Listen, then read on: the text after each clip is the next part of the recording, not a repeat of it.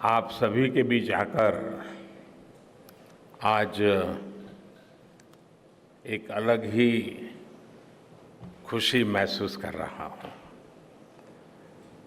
शायद ऐसी खुशी बहुत रेयर ओकेजन होते हैं जब तन मन खुशियों से भर गया हो। और व्यक्ति के जीवन में कई बार ऐसी घटनाएं घटती हैं कि वो बेसब्री हावी हो जाती है। इस बार मेरे साथ भी ऐसा ही हुआ है। इतनी बेसब्री,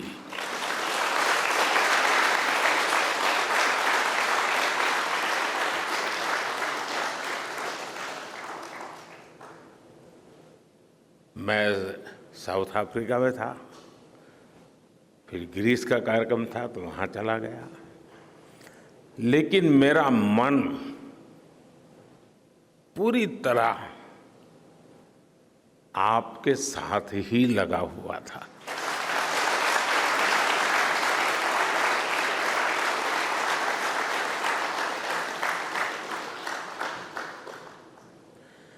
लेकिन कभी कभी लगता है कि मैं आप लोगों के साथ अन्याय कर देता हूं। बेसब्री मेरी और मुसीबत आपकी। इतनी सवेरे सवेरे आप सभी को और इतना और टाइम, लेकिन बस मन कर रहा था जाऊं आपको नमन करूं। आपको दिक्कत हुई होगी, लेकिन मैं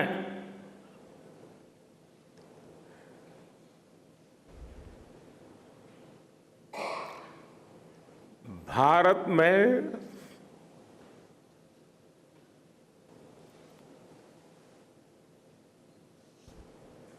आते ही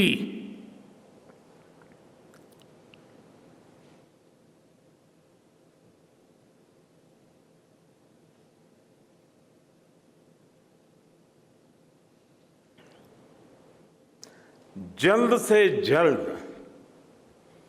आपके दर्शन करना चाहता था।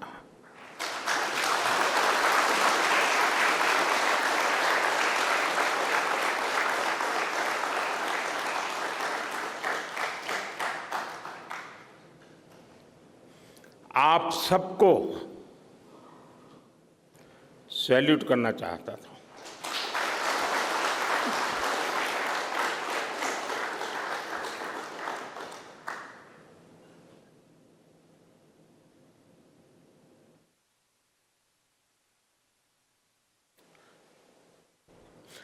सैल्यूट आपके परिश्रम को, सैल्यूट आपके धैर्य को, सैल्यूट आपकी लगन को,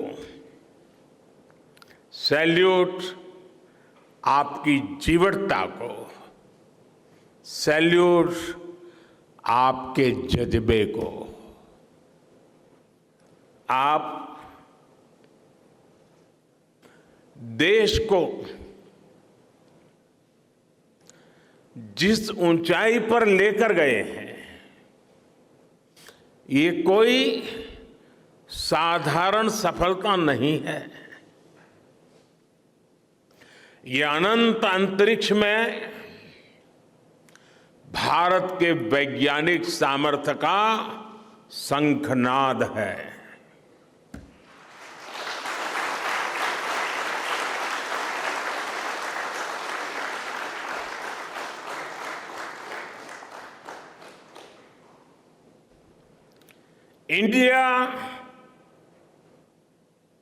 India is on the moon.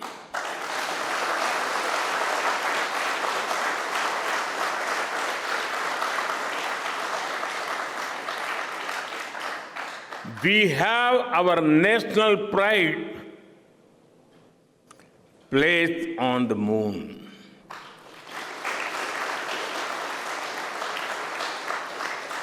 हम वहां पहुंचे जहां कोई नहीं पहुंचा था। हमने वो किया जो पहले कभी किसी ने नहीं किया था। ये आज का भारत है, निर्भीक भारत, जुझारू भारत।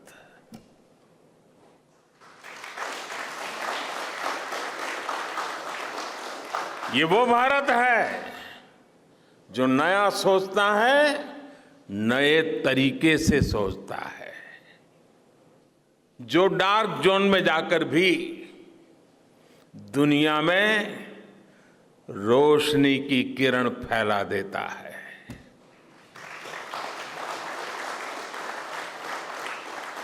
21वीं सदी में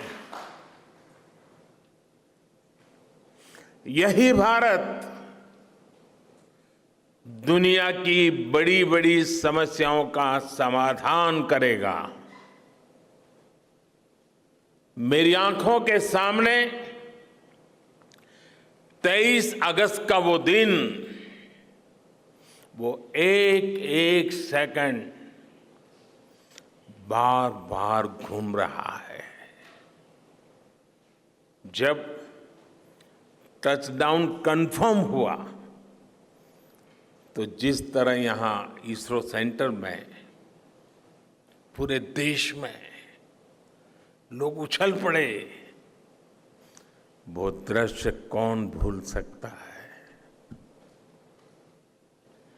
कुछ स्मृतियां अमर हो जाती है। वो पल अमर हो गया। वो पल इस सदी के सबसे प्रेरणादायी क्षणों में से एक है। हर भारतीय को लग रहा था कि विजय उसकी अपनी है। खुद महसूस करता था। हर भारतीय को लग रहा था कि जैसे वो खुद एक बड़े एग्जाम में पास हो गया है।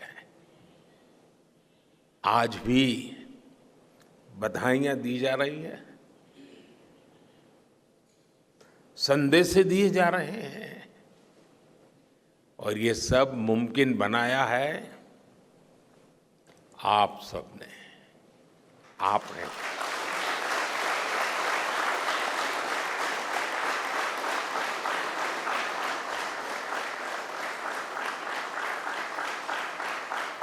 देश के मेरे वैज्ञानिकों ने ये मुमकिन बनाया है।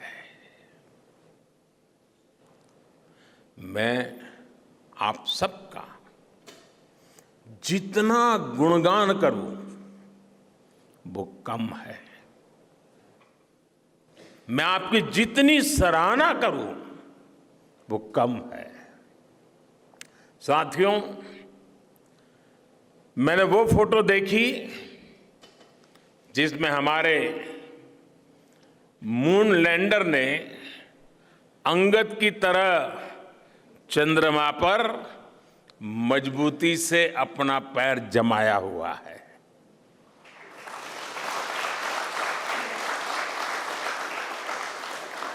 एक तरफ विक्रम का विश्वास है तो दूसरी तरफ प्रज्ञान का पराक्रम है।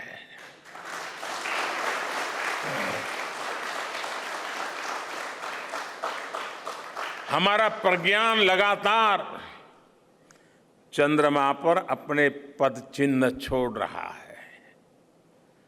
अलग अलग कैमरों से ली गई जो तस्वीरें अभी रिलीज हुई और मुझे देखने का सौभाग्य मिला, वो अद्भुत है। मानव सभ्यता में पहली बार, धरती के लाखों साल के इतिहास में पहली बार उस स्थान की तस्वीर मानव अपनी आंखों से देख रहा है और ये तस्वीर दुनिया को दिखाने का काम भारत ने किया है।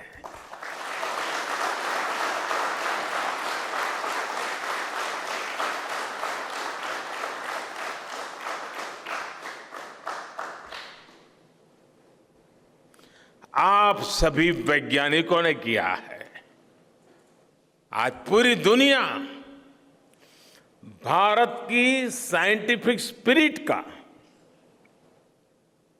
हमारी टेक्नोलॉजी का और हमारे साइंटिफिक टेम्परामेंट का लोहा मान चुकी है।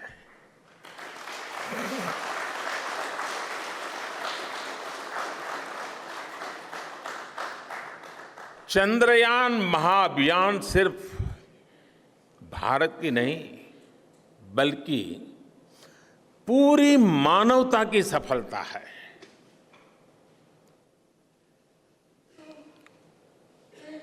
हमारा मिशन जिस क्षेत्र को एक्सप्लोर करेगा उससे सभी देशों के लिए मून मिशंस के नए रास्ते खुलेंगे। ये चांद के रहस्य को तो खोलेगा ही, साथ ही धरती की चुनौतियों के समाधान में भी मदद करेगा। आपकी इस सफलता के लिए मैं एक बार फिर सभी वैज्ञानिकों को, टेक्नीशियंस, इंजीनियर्स और चंद्रयान महाअभियान से जुड़े सभी सदस्यों को बधाई देता हूं।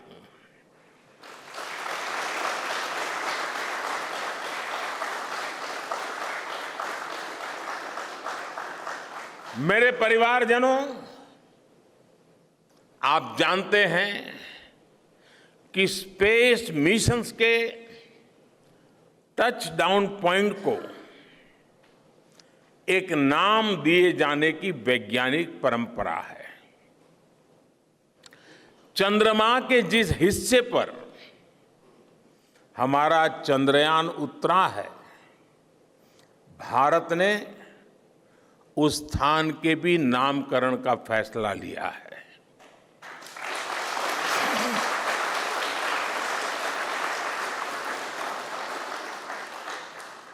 जिस स्थान पर चंद्रयान 3 का मून लैंडर उतरा है, अब उस पॉइंट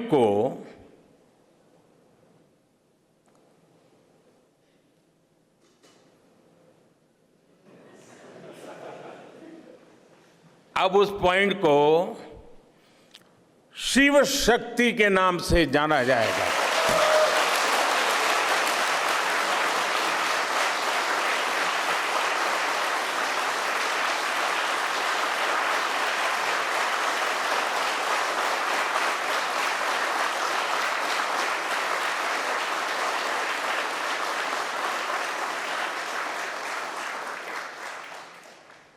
शिव में मानवता के कल्याण का संकल्प समाहित है और शक्ति से हमें उन संकल्पों को पूरा करने का सामर्थ्य मिलता है। चंद्रमा का शिव शक्ति पॉइंट हिमालय से कन्याकुमारी से जुड़े होने का बोध कराता है।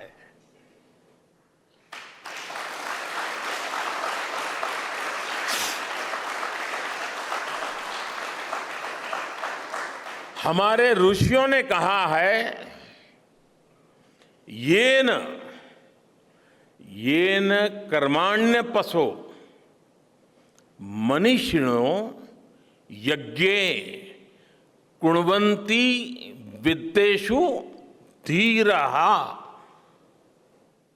यत्पूर्व यक्ष्मन्तः प्रजानां तन्मे मनः शिव संकल्पम अस्तु। अर्थात जिस मन से हम कर्तव्य कर्म करते हैं, विचार और विज्ञान को गति देते हैं, और जो सबके भीतर मौजूद है, वो मन शुभ और कल्याणकारी संकल्पों से जुड़े।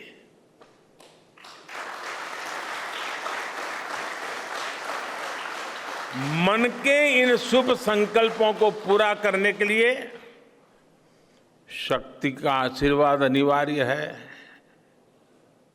और ये शक्ति हमारी नारी शक्ति है।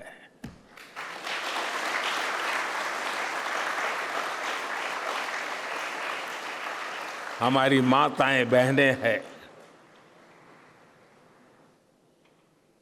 हमारे यहां कहा गया है, सृष्टि स्थिति विनाशानां शक्ति भूते सनातनी। अर्थात निर्माण से प्रलय तक पूरी सृष्टि का आधार नारी शक्ति ही है।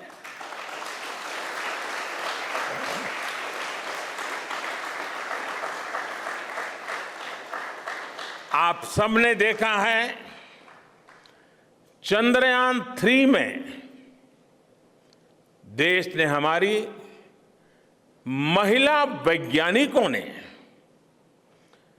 देश की नारी शक्ति ने कितनी बड़ी भूमिका निभाई है। चंद्रमा का शिव शक्ति पॉइंट सदियों तक भारत के इस वैज्ञानिक और दार्शनिक चिंतन का साक्षी बनेगा।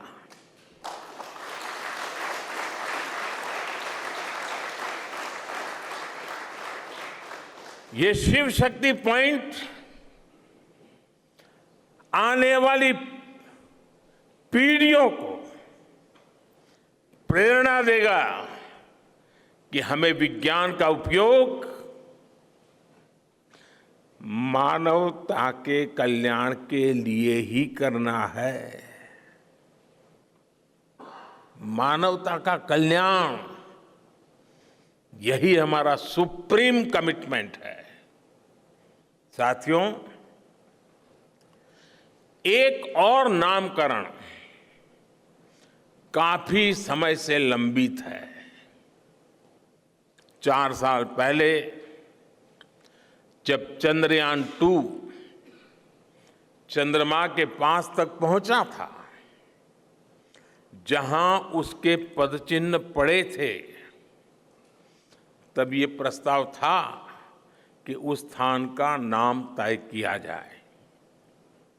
लेकिन उन परिस्थितियों में निर्णय लेने के स्थान पर हमने प्रण लिया कि जब चंद्रयान 3 सफलतापूर्वक चांद पर पहुंचेगा, तब हम दोनों पॉइंट का नाम एक साथ रखेंगे।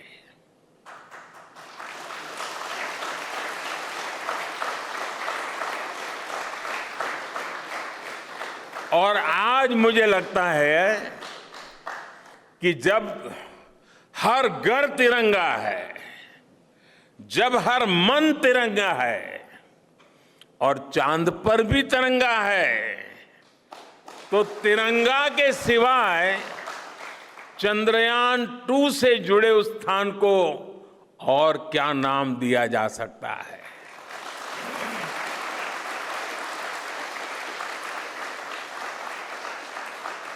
इसलिए चंद्रमा के जिस स्थान पर चंद्रयान 2 ने अपने पदचिन्ह छोड़े हैं, वो पॉइंट अब तिरंगा कहलाएगा।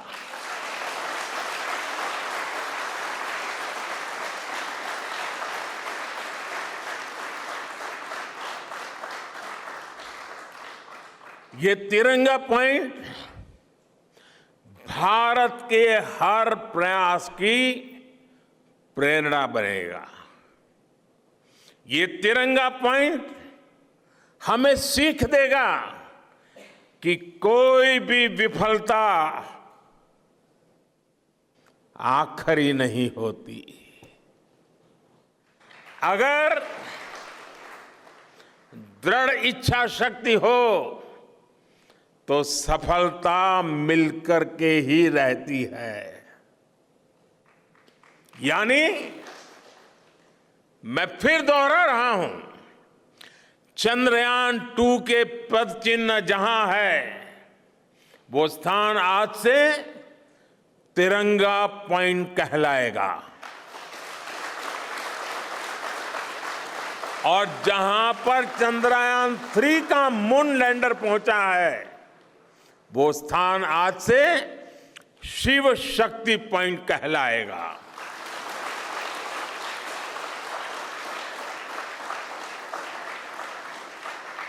साथियों,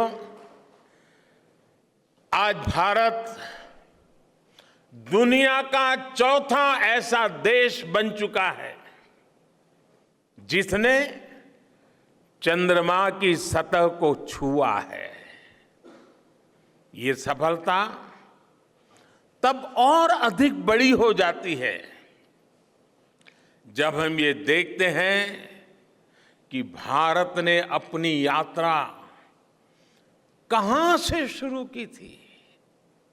एक समय था जब भारत के पास जरूरी तकनीक नहीं थी, सहयोग भी नहीं था। हमारी गिनती थर्ड वर्ल्ड यानी थर्ड रॉ में खड़े देशों में होती थी। थर्ड वर्ल्ड थर्ड रॉ में खड़े हुए लोगों में होती थी। वहां से निकलकर आज भारत दुनिया की 5वीं सबसे बड़ी अर्थव्यवस्था बना है।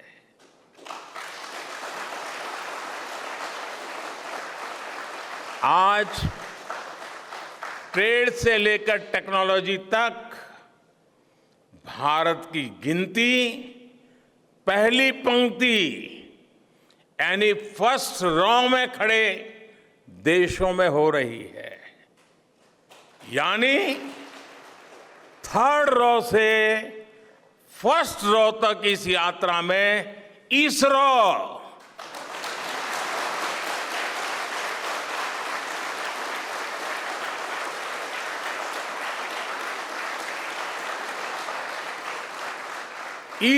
जैसी संस्थानों की बहुत बड़ी भूमिका रही है। आपने आज मेक इन इंडिया को चांद तक पहुंचा दिया है।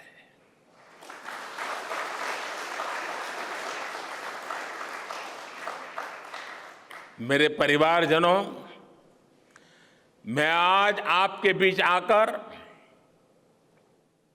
विशेष तौर पर देशवासियों को आपकी मेहनत के बारे में बताना चाहता हूं।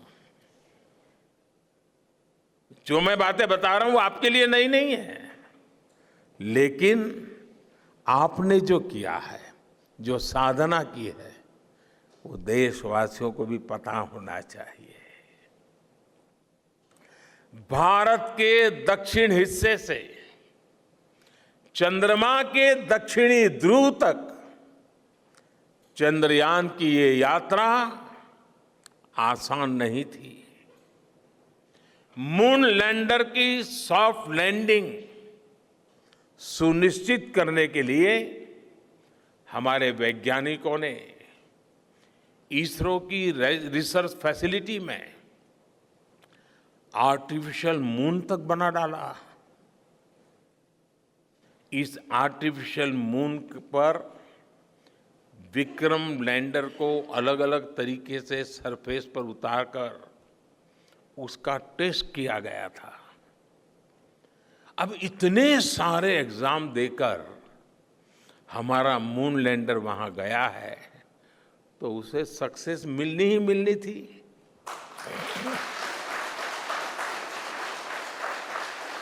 साथियों, आज जब मैं देखता हूं कि भारत की युवा पीढ़ी साइंस को लेकर, स्पेस को लेकर, इनोवेशन को लेकर इतनी एनर्जी से भरी हुई है, तो उसके पीछे हमारे ऐसे ही स्पेस मिशंस की सफलता है। मंगलयान की सफलता ने, चंद्रयान की सफलता ने, गगनयान की तैयारी ने देश की युवा पीढ़ी को एक नया मिजाज दे दिया है। आज भारत के छोटे छोटे बच्चों की जुबान पर चंद्रयान का नाम है। आज भारत का हर बच्चा आप वैज्ञानिकों में अपना भविष्य देख रहा है। इसलिए आपकी उपलब्धि सिर्फ ये नहीं है कि आपने चांद पर तिरंगा लहराया, लेकिन आपने एक और बड़ी उपलब्धि हासिल की है, और वो उपलब्धि है भारत की पूरी पीढ़ी को जागृत करने की, उसे नई ऊर्जा देने की।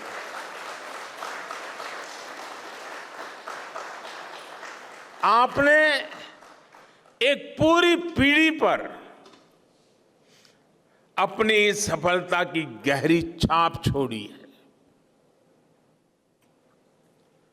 आज से कोई भी बच्चा रात में जब चंद्रमा को देखेगा तो उसको विश्वास होगा कि जिस हौसले से मेरा देश चांद पर पहुंचा है, वही हौसला, वही जज्बा उस बच्चे के भीतर भी है, उस युवा के भीतर भी है। आज आपने भारत के बच्चों में आकांक्षाओं के जो बीज बोए हैं, कल वो वट वृक्ष बनेंगे और विकसित भारत की नींव बनेंगे।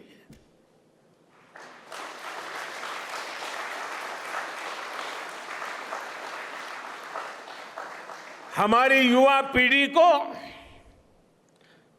निरंतर प्रेरणा मिलती रहे, इसके लिए एक और निर्णय लिया गया है। 23 अगस्त को जब भारत ने चंद्रमा पर तिरंगा फहराया, उस दिन को अब हिंदुस्तान नेशनल स्पेस डे के रूप में मनाया जाएगा।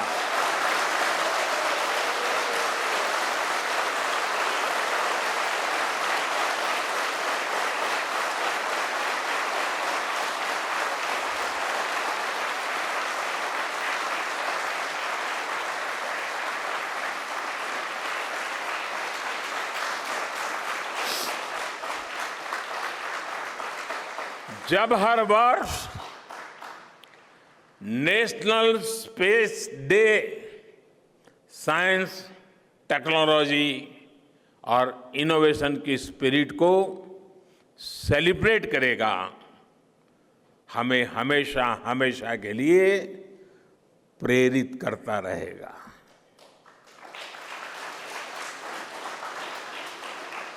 मेरे परिवारजनों, आप भी जानते हैं कि स्पेस सेक्टर का जो सामर्थ्य है, वो सैटेलाइट लॉन्च करने या अंतरिक्ष की खोज से कहीं ज्यादा बड़ा है। स्पेस सेक्टर की एक बहुत बड़ी ताकत है जो मैं देखता हूं, वो है ईज ऑफ लिविंग और ईज ऑफ गवर्नेंस। आज देश में स्पेस एप्लीकेशंस को गवर्नेंस के हर पहलू से जोड़ने की दिशा में बहुत बड़ा काम हुआ है। आप लोगों ने जब मुझे प्रधानमंत्री के रूप में काम का दायित्व दिया, तो प्रधानमंत्री बनने के बाद मैंने भारत सरकार के जॉइंट सेक्रेटरी लेवल के ऑफिसर्स की स्पेस साइंटिस्ट के साथ एक वर्कशॉप करवाई थी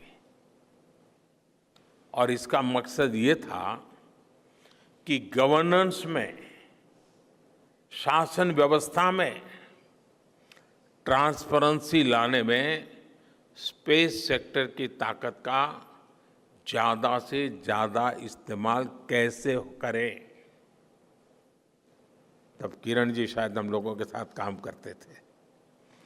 इसी का नतीजा था जब देश ने स्वच्छ भारत अभियान शुरू किया, शौचालयों का निर्माण शुरू किया, करोड़ों घरों को बनाने का अभियान चलाया, तो इन सब के मॉनिटरिंग के लिए, उसकी प्रगति के लिए स्पेस साइंस ने बहुत मदद की। आज देश में दूर दराज के इलाके में एजुकेशन, कम्युनिकेशन और हेल्थ सर्विसेज पहुंचाने में स्पेस सेक्टर की बहुत बड़ी भूमिका है। इन दिनों आजादी के अमृत महोत्सव के निमित्त जो जिले जिले में अमृत सरोवर बन रहे हैं, उसका भी टैगिंग, उसके भी मॉनिटरिंग स्पेस के द्वारा ही हो रही है। बिना स्पेस टेक्नोलॉजी के हम टेलीमेडिसिन और टेली एजुकेशन की कल्पना तक नहीं कर सकते। स्पेस साइंस ने देश के रिसोर्सेज के ऑप्टिमम यूटिलाइजेशन में भी बहुत मदद की है। हमारे देश के एग्रीकल्चर सेक्टर को ताकत देने में, मौसम का अनुमान लगाने में स्पेस सेक्टर जो मदद करता है, वो देश का हर किसान जानता है। आज वो देख लेता है अपने मोबाइल पर अगले सप्ताह मौसम का क्या हाल है। देश के करोड़ों मछुआरों को आज नाविक सिस्टम से जो सटीक जानकारी मिल रही है, वो भी आप ही की देन है। आज जब देश में बाढ़ आती है, कोई प्राकृतिक आपदा आती है, भूकंप आता है, तो हालात की गंभीरता का पता लगाने में आप सबसे पहले आगे आते हैं। जब साइक्लोन आता है तो हमारी सैटेलाइट्स उसका सारा रूट बताती हैं, सारी टाइमिंग बताती हैं और लोगों की जान भी बचती है, संपत्ति भी बचती है। और सिर्फ साइक्लोन के कारण जो संपत्ति बचती है ना, उसका अगर जोड़ लगा दें तो आज स्पेस का जो खर्चा है उससे वो ज्यादा हो जाता था।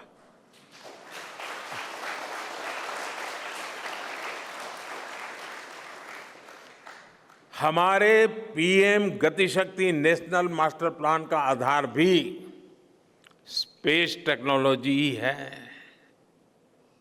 और आज दुनिया भारत के इस गतिशक्ति प्लेटफॉर्म का अध्ययन कर रही है कि प्लानिंग और मैनेजमेंट में ये प्लेटफॉर्म कितना उपयोगी हो सकता है।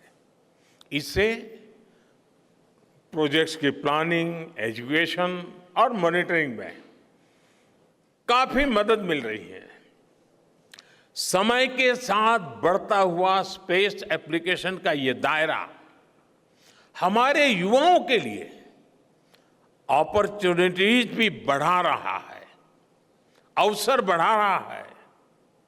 और इसलिए आज मैं एक सुझाव भी देना चाहता हूं और मैं चाहूंगा कि आपके यहां से जो रिटायर्ड लोग हैं, वे इसमें काफी मदद कर सकते हैं। अब ये मत बोलिएगा कि इतनी सुबह सुबह मोदी जी यहां आए और कुछ काम भी दे करके जा रहे हैं। साथियों, मैं चाहूंगा कि इसरो केंद्र सरकार के विभिन्न मंत्रालय और राज्य सरकारें मिलकर गवर्नेंस में स्पेस टेक्नोलॉजी पर एक नेशनल हैकाथॉन का आयोजन करें। इस हैकाथॉन में ज्यादा से ज्यादा युवा, ज्यादा से ज्यादा यूनिवर्सिटी, ज्यादा से ज्यादा नौजवान वो शामिल हो, जुड़े। मुझे विश्वास है ये नेशनल हैकाथॉन हमारी गवर्नेंस को और प्रभावी बनाएगा, देशवासियों को मॉडर्न सॉल्यूशंस देगा। और साथियों, आपके अलावा मैं अपनी युवा पीढ़ी को एक और टास्क अलग से देना चाहता हूं। और होमवर्क के दिए बिना बच्चों को काम करने का मजा नहीं आता है। आप सब जानते हैं कि भारत वो देश है जिसने हजारों वर्ष पूर्व ही धरती के बाहर अनंत अंतरिक्ष में देखना शुरू कर दिया था। हमारे यहां सदियों पहले अनुसंधान परंपरा के आर्यभट्ट, ब्रह्मगुप्त, वराहमिहिर और भास्कराचार्य जैसे ऋषि मनीषी हुए थे। जब धरती के आकार को लेकर भ्रम था, तब आर्यभट्ट ने अपने महान ग्रंथ आर्यभट्टीय में धरती के गोलाकार होने के बारे में विस्तार से लिखा था। उन्होंने एक्सिस पर पृथ्वी की रोटेशन और उसकी परिधि की गणना भी लिख दी थी। इसी तरह सूर्य सिद्धांत जैसे ग्रंथों में भी कहा गया है, सर्वत्रैव महिगोले, सर्वत्रैव महिगोले स्वस्थानम उपरि स्थितम मन्यन्ते खेयतो गोलस तस्य क्व ऊर्ध्वं क्व वादः। अर्थात पृथ्वी पर कुछ लोग अपनी जगह को सबसे ऊपर मानते हैं, लेकिन ये गोलाकार पृथ्वी तो आकाश में स्थित है, उसमें ऊपर और नीचे क्या हो सकता है, ये उस समय लिखा गया था। ये तो मैंने सिर्फ एक श्लोक बताया है। ऐसी अनगिनत रचनाएं हमारे पूर्वजों ने लिखी हुई है। सूर्य, चंद्रमा और पृथ्वी के एक दूसरे के बीच में आने से ग्रहण की जानकारी हमारे कितने ही ग्रंथों में लिखी हुई पाई जाती है। पृथ्वी के अलावा अन्य ग्रहों के आकार की गणनाएं, उनके मूवमेंट से जुड़ी जानकारी भी हमारे प्राचीन ग्रंथों में मिलती है।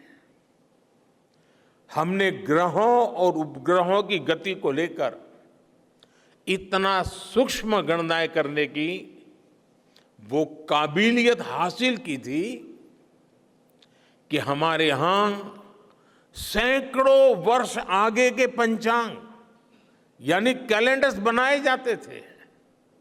इसलिए मैं इससे जुड़ा एक टास्क अपनी नई पीढ़ी को देना चाहता हूं, स्कूल कॉलेज के बच्चों को देना चाहता हूं।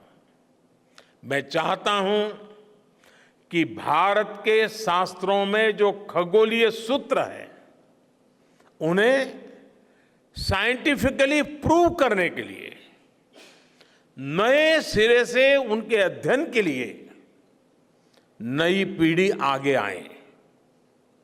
ये हमारी विरासत के लिए भी जरूरी है और विज्ञान के लिए भी जरूरी है।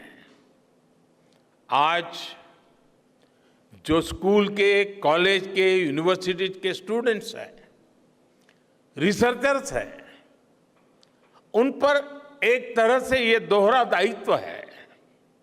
भारत के पास विज्ञान के ज्ञान का जो खजाना है, वो गुलामी के लंबे कालखंड में दब गया है, छिप गया है। आजादी के इस अमृत काल में हमें इस खजाने को भी खंगालना है, उस पर रिसर्च करनी है और दुनिया को भी बताना है। दूसरा दायित्व ये कि हमारी युवा पीढ़ी को आज के आधुनिक विज्ञान, आधुनिक टेक्नोलॉजी को नए आयाम देने हैं। समंदर की गहराइयों से लेकर आसमान की ऊंचाई तक, आसमान की ऊंचाई से लेकर अंतरिक्ष की गहराई तक आपके लिए करने के लिए बहुत कुछ है। आप डीप अर्थ को भी देखिए और साथ ही डीप सी को भी एक्सप्लोर करिए। आप नेक्स्ट जनरेशन कंप्यूटर बनाइए और साथ ही जेनेटिक इंजीनियरिंग में भी अपना सिक्का जमाइए। भारत में आपके लिए नई संभावनाओं के द्वार लगातार खुल रहे हैं।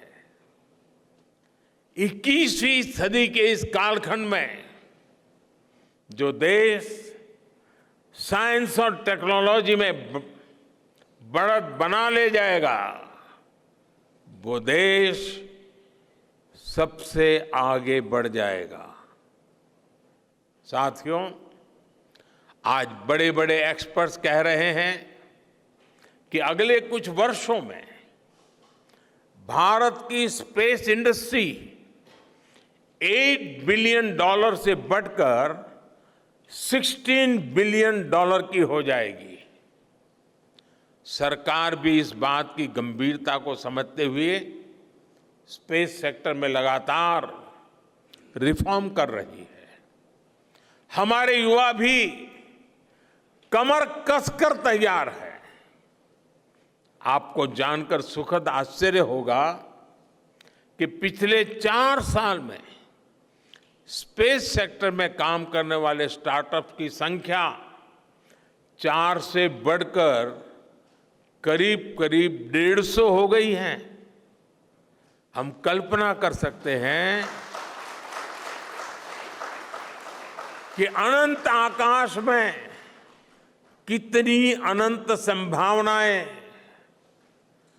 भारत का इंतजार कर रही हैं।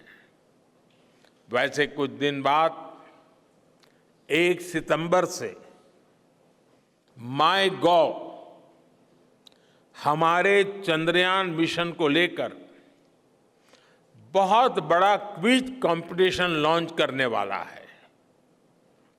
हमारे देश के स्टूडेंट्स इससे भी शुरुआत कर सकते हैं। मैं देश भर के स्टूडेंट से आग्रह करूंगा कि आप सभी बड़ी संख्या में इससे जुड़े। मेरे परिवारजनों, देश की भावी पीढ़ी को आपका मार्गदर्शन बहुत आवश्यक है। आप जो इतने सारे इंपॉर्टेंट मिशंस पर काम कर रहे हैं, वो आने वाली पीढ़ी ही आगे ले जाने वाली है। आप उन सभी के रोल मॉडल हैं। आपकी रिसर्च और आपकी वर्षों की तपस्या, मेहनत ने साबित किया है कि आप जो ठान लेते हैं वो आप करके दिखाते हैं। देश के लोगों का विश्वास आप पर है और विश्वास कमाना छोटी बात नहीं होती है दोस्तों। आपने अपनी तपस्या से विश्वास कमाया है।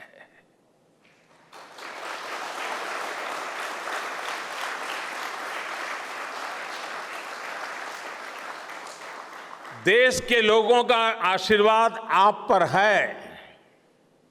इसी आशीर्वाद की ताकत से,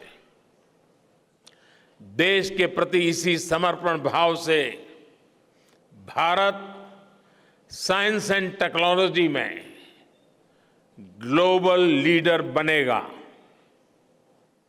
और मैं आपके बीच बड़े विश्वास के साथ बताता हूं, इनोवेशन की हमारी यही स्पिरिट ही 2047 में विकसित भारत के सपने को साकार करेगी। इसी विश्वास के साथ मैं फिर एक बार आप सबके दर्शन करके पावन हुआ हूं। देशवासी गौरव से भरे हुए हैं। सपने बहुत तेजी से संकल्प बन रहे हैं और आपका परिश्रम उन संकल्प को सिद्धि के तक ले जाने के लिए बहुत बड़ी प्रेरणा बन रहा है।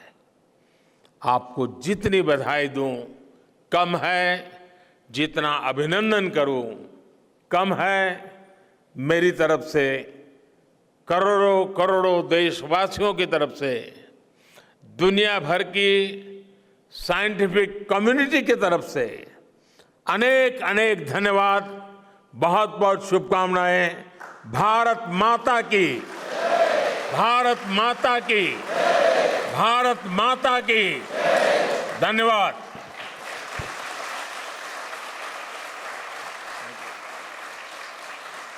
प्रधानमंत्री नरेंद्र मोदी के 3 बड़े ऐलान।